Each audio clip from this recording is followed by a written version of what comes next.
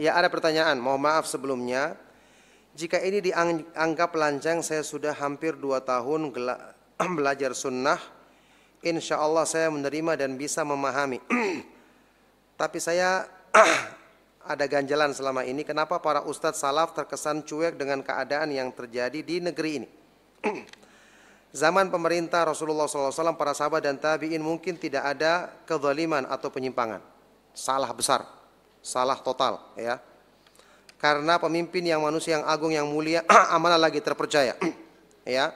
Di zamannya masih ada para sahabat, itu yang namanya Al-Hajjaj ibnu Yusuf Al-Thaqafi, itu membunuh orang dalam pemerintahannya yang mungkin tidak ada sebanyak itu pembunuhan yang terjadi, menumpahkan darah kaum muslimin. Kedzaliman yang paling besar terjadi zaman tersebut. Berarti pertanyaan ini dibangun di atas kesalahpahaman, ketidakpahaman terhadap sejarah. Karena pemimpin manusia yang agung dan mulia, wajar jika wajib taat kepada ulil amri, karena pemimpinnya Rasulullah SAW dan para sahabat.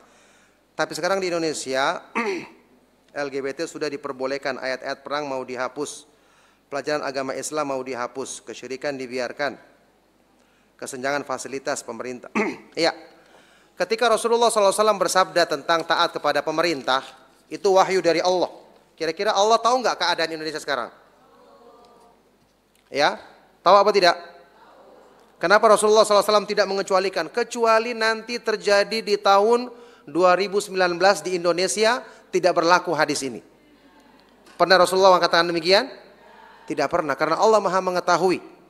Dan agama Islam diturunkan bukan untuk cuma satu masa saja, tapi sampai di akhir masa. Taib, yang kedua, siapa yang mengatakan para ustadz sunnah itu cuek? Ya, apakah ketika mereka membahas harus disampaikan kepada semua orang? Semua pembahasan ini ada di grup, dibahas di grup ustadz, bagaimana caranya, solusinya, kita minta pendapat dari para ulama. Cuma tidak perlu kita sampaikan kepada semua orang, karena tidak semua orang harus mengetahuinya. Yang disampaikan adalah solusi yang sesuai dengan syariat. Ya, Allah Subhanahu wa taala menimpakan keburukan kepada satu kaum itu karena perbuatan maksiat mereka. Pemimpin yang zalim itu karena Allah jadikan karena masyarakatnya zalim. Ya, Allah Subhanahu wa taala berfirman, "Wa kadzalika nuwalli ba'dadh-dhalimina ba'dhan bima kanu yaksibun." Demikianlah kami jadikan pemimpin yang zalim itu memimpin orang-orang yang zalim karena keburukan yang mereka lakukan. Jadi caranya bukan menyalahkan pemimpin, tapi menyalahkan diri sendiri. Kalau kita bisa rubah keadaan diri kita, Allah merubah semuanya. Innallaha la yughayyiru ma biqaumin hatta yughayyiru ma bi anfusihim. Allah tidak akan merubah keadaan satu kaum sampai mereka merubah keadaan diri mereka sendiri. Jadi salah kalau dikatakan dulu tidak ada kedzaliman, justru kedzalimannya sangat besar. Dan masih dihadapi oleh para sahabat seperti tadi yang dari tabi'in yang namanya Hajjaj ibnu Yusuf Al-Thaqafi.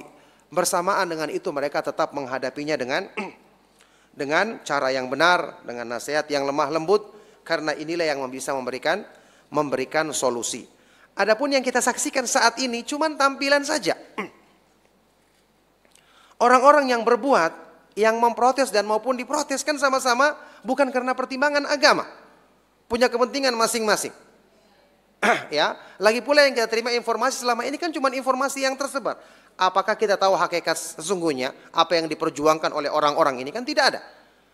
Orang yang akan memperjuangkan urusan agama itu harus orang-orang yang bertakwa, jadi niatnya ikhlas. Sekarang kita rasakan dalam urusan kita menjalankan agama, ikhlas itu gampang atau susah? Susahnya seperti ini, kita yang belajar agama saya susah. Apalagi orang-orang yang punya kepentingan masing-masing.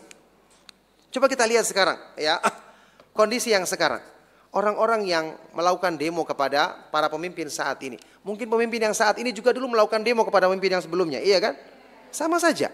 Jadi ketika hubungannya dengan masalah kekuasaan seperti itu keadaannya.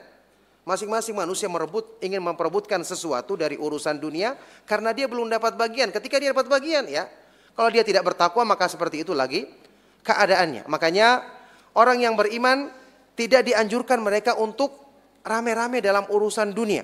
Perbaikan agama maka Allah Subhanahu wa taala akan mudahkan segala sesuatunya. Nah,